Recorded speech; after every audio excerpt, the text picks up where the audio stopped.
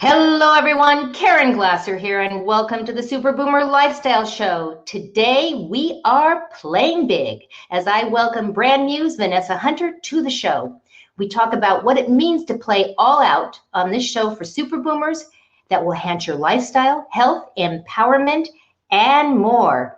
We have a great show for you today. I am always excited, but I'm especially excited today. But before we go into the show, let's do some housekeeping first. If you're here live, make sure you tell us you're here live, make a comment. We might even put it up on the screen. If you're here on replay, that's awesome as well. Make some comments, tell us you're here on replay, and we promise we'll come back and have a conversation with you. And of course, shameless request for a share. Click that share button, send it on out, bring on people into the show, because the more, the merrier. So before we go into the show, we have something new that we're adding to the show, and it's called the Super Boomer Pick of the Week. And so today, that pick of the week is one of my favorite things that I use all the time, and that is the adjustable tablet stand from my iPad and my Google tablet, because of course I have to have two. So I have a stand that holds both of them, because at a certain point, I'm sure your shoulders start to hurt and you can't ever sit right. So it's always nice to have a little stand for that. You can also put your phone on it. One of my favorites, and you can pick it up in the Super Boomer Lifestyle just by going right here. There you go. All right, we're going to drop that out of the show. We're going to bring me back on, and we're going to go and introduce our special guest for today. Vanessa Hunter, she's awesome. She's the founder and CEO of the Brand Muse Creative Marketing. With over 25 years of experience in the network marketing profession, she's particularly passionate about supporting those to strive to reach their potential. Her passion for empowering women inspired her to create and host a monthly podcast called Guts, Grace, and Gratitude. I love that name, Vanessa. We're going to put a link up there for people to go check out your podcast. And in addition, she's a strong believer in community service, supporting as well as serving on the board for Dan and Tony's Life Center, an outreach program for at-risk students in Oceanside, California. So without further ado, I bring Vanessa into the show. Vanessa, how are you? Hi, Caren. I am thrilled to be here with you today. Well, between the two of us, I think we're going to jump out of the screen, because we really are excited. We've talked about doing the show for quite a while, and I'm really, really happy that we finally worked it out that you could be on the show with us today. So I like to start the show always with a question, and that is the question, how would you describe a super boomer? So the way I describe a super boomer, we are not defined by our age. We are defined by how we show up in life. That's how I define a super boomer. So Vanessa, how would you describe a super boomer? I would echo your thoughts. I also think that super boomers are bucking the system, if you will. They don't really play to societal expectations, and they just step into their authenticity and let that shine, and they realize that that's enough. That is a great answer for a question that generally, it can go anywhere. It can go anywhere. A lot of people will say, how do you describe a super boomer? It's somebody that doesn't color their hair and they let it go gray. How do you describe a super boomer? So I love that answer. So all of the people that are watching the show today and on replay, how would you describe a super boomer? Put it into the comments, and maybe we'll pop it up on the screen. Love to hear from you. Oh, we've got somebody. Let's put Joey up here. Actually, she's quoting you. Super boomers are bucking the system. I love that. That's a great quote. And Vanessa says, so true, Vanessa. We buck the system, play by the rules, etc. Love it. All right. So we're going to jump right into the question. We talk about playing big. I love this topic, and what I find fascinating, and I know you're going to talk about it, is I came up with this title, and unbeknownst to me, you actually were doing an entire talk on this very same subject without even knowing about it. So I want to know, how would you describe playing big? What do we mean when we say play big? Well, first of all, I'm really happy that I was just talking about this at an event this past weekend, and it was just serendipitous that that's your subject, right? So the topic for today. because it's so fresh in my mind. And it always is, because I think about people, we have people in life that we come across that we think, oh, they have so much potential. They could do so much. And then you wonder why they don't. You wonder why they don't, what I call, step into their greatness. You just wonder what's holding them back all the time. Yeah.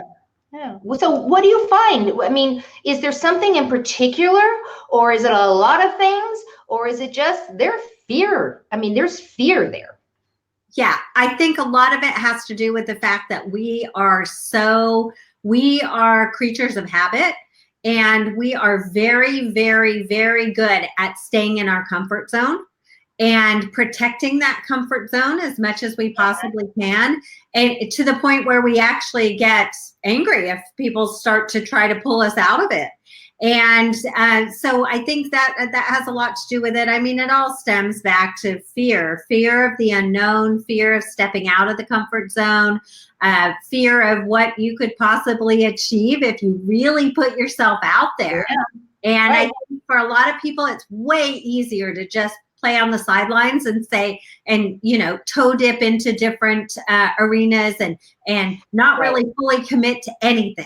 Right. Right. And it's that commitment word, right? And so we end up not committing to anything. That's not you and I, though, is it? No. I would say that we are fearless. We truly are fearless. And we're going to talk a little bit about why we say that right now in particular. But before we get there, I really want to talk about your desire. You have a really deep desire to give more than you actually get out of life. How does that manifest? Tell me. It's almost it's almost a detriment, to be quite honest with you, because in every conversation that I have with somebody, in every interaction that I have with somebody, I am only comfortable if I'm giving more than I'm getting out of it. So I'm constantly trying to give and make sure that whoever I'm talking to feels like they got something out of the conversation, or something out of the relationship, or something out of the deal. And I always get things out of it, of course. I mean, you can't have an honest, authentic conversation with somebody and not get something out of it. But it's really important to me to give. And that it becomes like the exchange of energy, right? We want to know that we're not the only person. It's not that we need, but we don't want to be the only person. There's always nice to have that exchange of energy, equal participation in the relationship, right?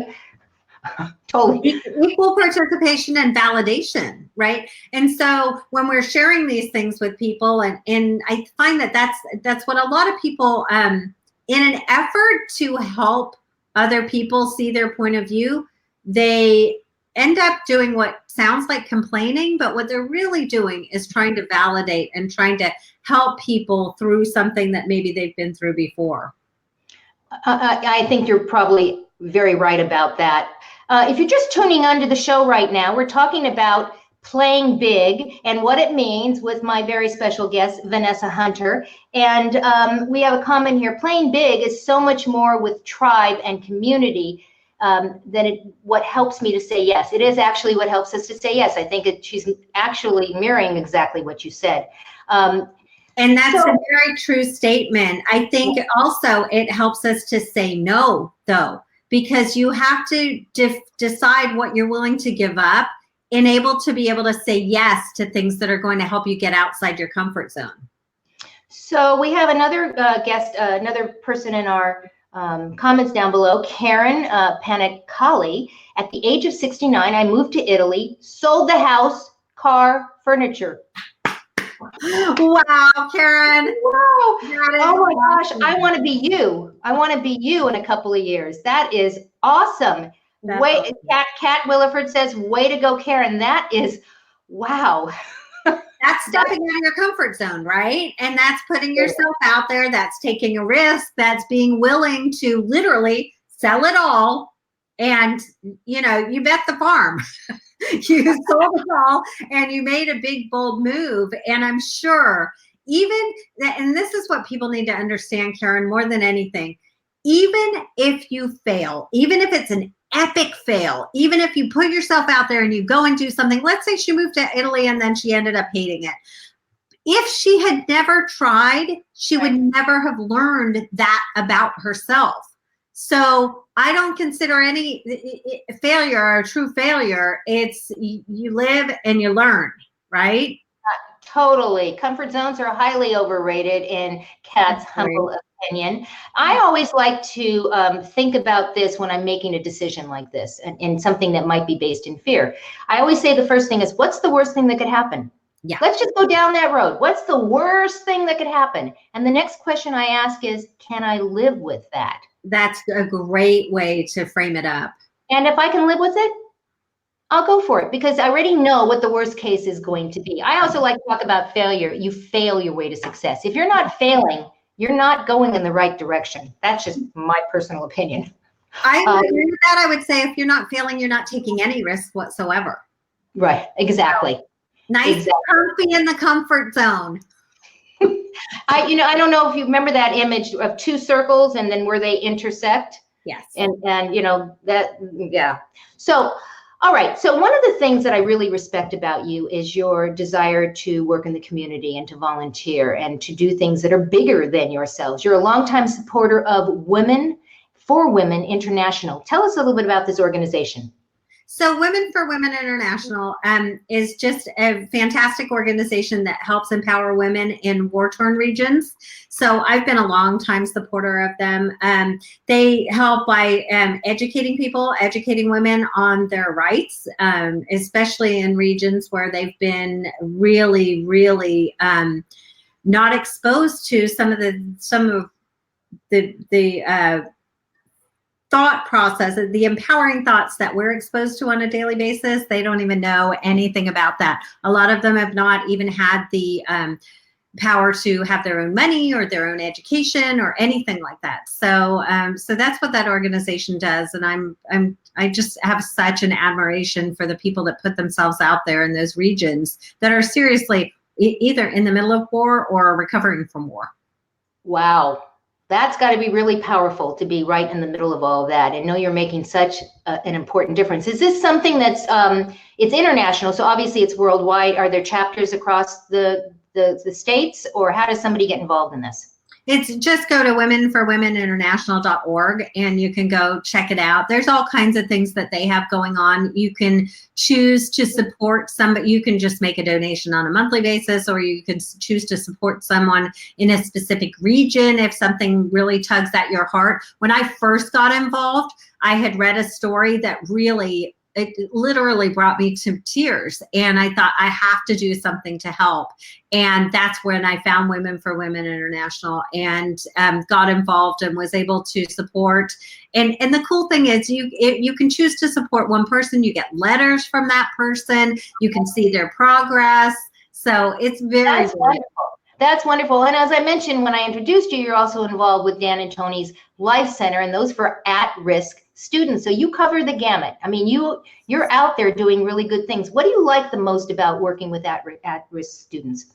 Well, I think, and my support through that is really just at a board level at this point. I have been involved in supporting youth in organizations and in nonprofits for like my entire adult life.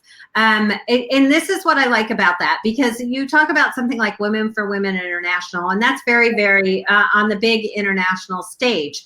I'm all about doing things in your own community as well. And if we can support and start at the grassroots effort in supporting at-risk kids like the ones in Oceanside right now, who are all they're doing, they're not like doing any massive crazy education. All they're doing is exposing these kids to what you and I would consider normal things, the arts, cooking, music, things that they just have never ever experienced before.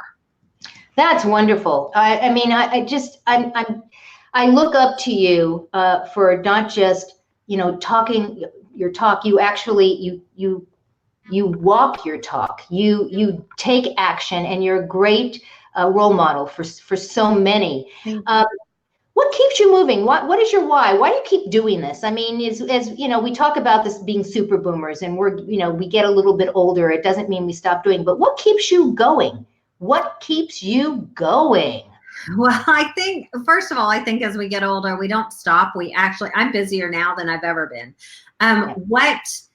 What keeps me going is really the desire to give back. And that comes from, and I've always had that. I mean, I've always had the desire to help other people and to be a giver. But I think that when we are blessed with either anything, circumstances, when we are blessed financially, when we are blessed intelligently, with intelligence, when we are blessed with whatever we are blessed with, even just the raw knowledge of what needs to be done, when we are blessed with those things, we have to give back. Like, that's why you have that knowledge, is so that you can go out and do something and go and help somebody. And so I find that it's not so much a desire as a core purpose. Wow.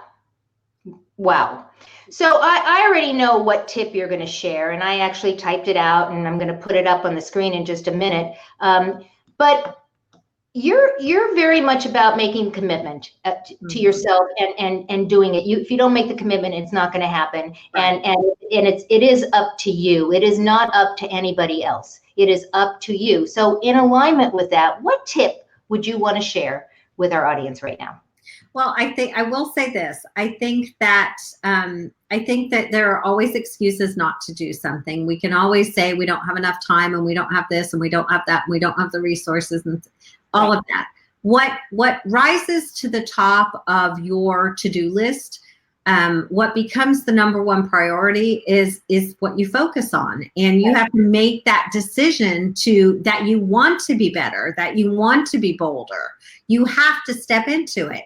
And so you don't get the life you deserve, you get the life you settle for. And if you're going to settle for playing mediocre, that is 100% on you. Because, as you said, because what you focus on is what comes to you. Right. And so, do you have anything you do every morning? I know I have my routine in the morning. I'm a big Hal Elrod Miracle Morning girl. I do my thing every single morning. Do you have a routine in the morning that gets you focused so that those things you should be focusing on, you get done because you made the commitment?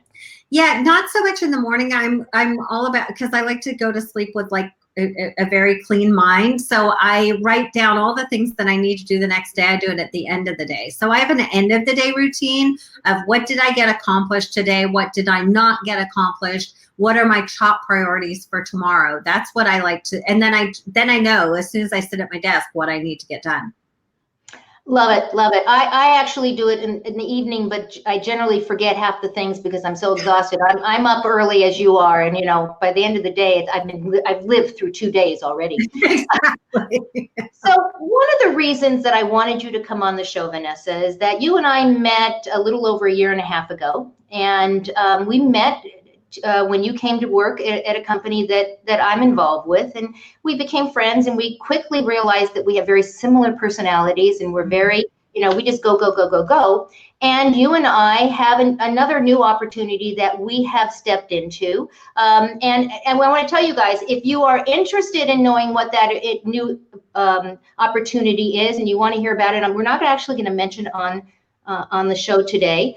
You'll understand probably when you ask for more information. So I'm encouraging you to put in the comments, tell me, anyone that's interested to know what Vanessa and I are up to today and next day and the week after that and the week after that, put the words tell me, and we will come back and give you a link so you can go check out what we're doing. And this is about being fearless, because what we're doing is we're in an industry that is the Wild West. We are in an industry that's challenging at best. We are making it up as we go. And I don't mean we're just making it up. We are making it up as we go. We're doing our research and figuring out what to do. What was it about this opportunity, without talking about the opportunity, that you said, I really want to do this? What was it about it? Honestly, because it's so far out of my comfort zone. It is so far out of the realm of anything I've dealt with before that I literally, the minute I had the urge to say no, I knew I had to say yes. And that's exactly how it happened. I was like, no, I can't do that. Yes, I have to. I mean, it was that fast. And so it's just way out of my comfort zone, and it is the wild, wild west. And I'm really, really excited to be one of the people that helps pioneer this. And it was just too attractive. Yeah, and you had, we both had to do the same thing as well. I mean, I come from a religious background. I'm a retired cantor, right? So some of the things that we're getting into and jumping in, it's all legal, guys. We're not talking about illegal stuff, but we're talking about doing something that truly, if somebody had said to me, Vanessa, when I was 30 years old, brand new mother, that I would be in this industry, I would have said that they were a crackpot. I mean, literally, I would not have imagined ever. And I think that as I get older, and I'm sure it's probably the same with you, as I get older, I am more anxious to try new things. I get more and more excited about the opportunities that are out there, because I tend to say to anybody who's a naysayer, they say, you can't do that. I say, just watch me. It's almost my impetus to go and do it. How about you? The same. I mean, if anybody, all the naysayers, I have a thing that I say I don't think I've ever said it out loud. I say it in my head all the time. And that is, you can take a stab at me, you can hit me, and I'm going to bleed success. I say it to myself all the time. I've never said that out loud till now. Oh my gosh, I love that. Wait, say it again, and I'm going to ask Joey Garrity to type it in the comments down there, because this is a save. We have to save this one. You can take a stab at me. You can stab me, but I'm going to bleed success. Bleed success. That's just like my little inner cheer that I do all the time. But again, to your point, Caren, like, you couldn't imagine yourself getting into the business that we're getting into, way back when you had little kids. I couldn't even imagine it a year ago. I mean, that's how life changes, right? And I do believe that opportunities present themselves at the right time. And it's whether or not you are in tune with the energy, and whether you're in tune with the fact that you could step into something that's way bigger than yourself, that could actually propel you forward far faster than if you continue to plod along at the rate that you are right now. Totally agree. Sheila Kennedy says, as we get older, we get bolder. Oh, I like that, Sheila. That's a good one. That is a great quote. Yeah. We've got quite a few people wanting us to tell them, so we'll come back after the show and we'll put it in there. And Kat says, that's a truth for sure, Caren. As we boomers mature, we explore more and take more risks. I'm glad to know that you guys are doing the same thing out there. I think this is a very exciting time in our lives. Truly, each year it's exciting. I would not want to be any other age. People ask all the time, I'm sure you get questioned, if you could go back to, 25, 30, would you? Oh my God, no way. I would never go back. No, there was far too much in that world for that person that was back there. And I truly believe I'm a different person. But for that person, there was a lot of anxiety. There was a lot of judgment. There was a lot of fear. There was a lot of people pleasing going on. There was just a lot that as we mature, we don't have to worry about that anymore. I don't worry about what people think. And I'm far more likely to stand up and fight for what I believe in, and fight for other people. And, I'm more likely to stick my neck out now. I love it. It's freeing. And in many respects, it's freeing because we just don't care. We just don't care. I just love it. I am sure you are all wondering how to get in touch with Vanessa. You can follow Vanessa on Instagram at The Vanessa Hunter. You can follow her on Twitter at Vanessa Hunter. And we talked about earlier the podcast that you have going, and I know you're going to be recording some new episodes. Guts, Grace, and Gratitude.podbean.com. Go check it out. Sign up for reminders, because she's got some really, really great stuff out there. Vanessa, I would be lying if I didn't say how much I appreciate the fact that you were in my life.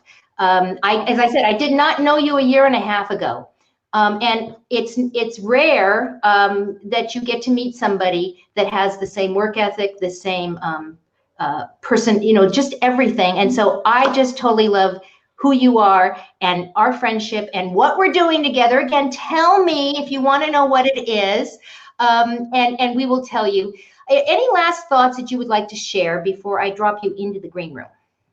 I just if you're out there and you're listening and you're on the fence and you're not sure what to do, be bold. Stick yourself out there and be bold, because you will never, people don't regret. Caren, I'll tell you this, people on their deathbed do not regret the things they did. They regret the things they did not do, the chances they didn't take. True, very true. So per Vanessa, go out, be bold, take those chances, and bleed success. I love that. Oh my God, I love it. I think that's going to have to be my super boomer moment. I'm going to have to take that. I'm going to steal it from you. Vanessa, thank you so much for taking time out of your crazy busy day to join us on the show today. My honor. Totally appreciate you. I'm going to drop you into the green room as we finish up the show. Thank you so much. Bye-bye. Oh my God, is she amazing? I really, really love her. And we're gonna go right into the super boomer moment. And there were so many things today that I wasn't even sure which to do, but I really love that quote. The quote that says, you can stab me and I'm gonna bleed success. I just love that visual.